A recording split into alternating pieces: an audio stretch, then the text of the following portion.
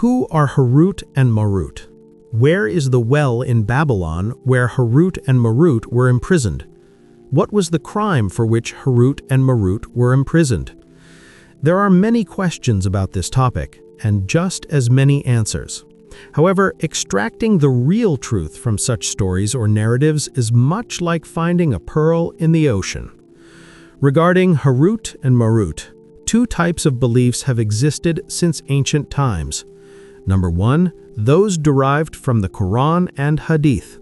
Number two, those derived from the Torah, the Gospel, and Jewish traditions. In today's video, we will discuss these two types of beliefs. According to one narration, during the time of Prophet Idris, peace be upon him, Allah removed the veil between the heavens and the earth.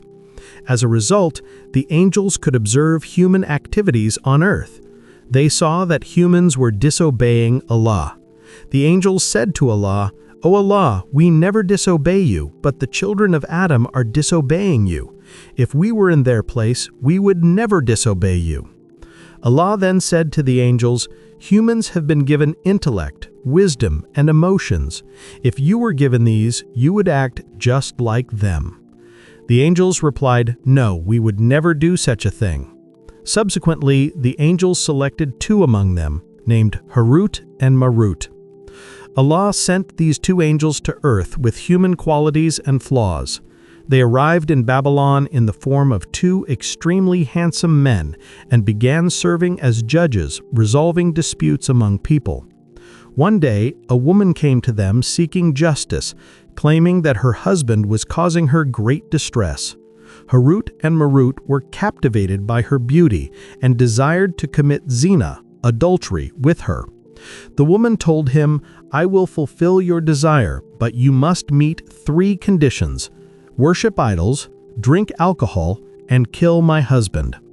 Considering drinking alcohol a minor sin, Harut and Marut consumed it and became intoxicated. In this state, they committed zina with the woman. Meanwhile, the woman learned the technique of flying to the heavens from them. When she flew to the sky using the technique taught by Harut and Marut, Allah, by His command, turned her into a star. Her name was Zura, and she became known as Sayara Zura, or the planet Venus. On the other hand, Harut and Marut lost their ability to fly to the heavens due to this sin. As punishment, they were hung upside down in a well in Babylon. It is said that they will remain in this state until the day of judgment.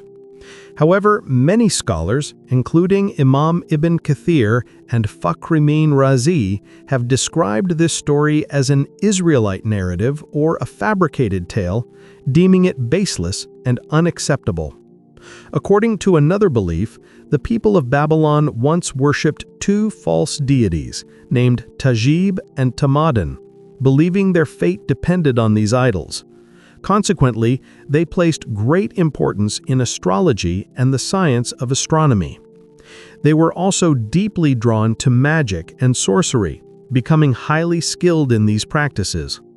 The influence of magicians in Babylon was so significant that anyone residing in the city was assumed to be a sorcerer. Their books contained references to magic and sorcery, and this knowledge was renowned far and wide. When the time of Prophet Sulaiman, peace be upon him, came, he sought to put an end to these idolatrous practices and sorcery.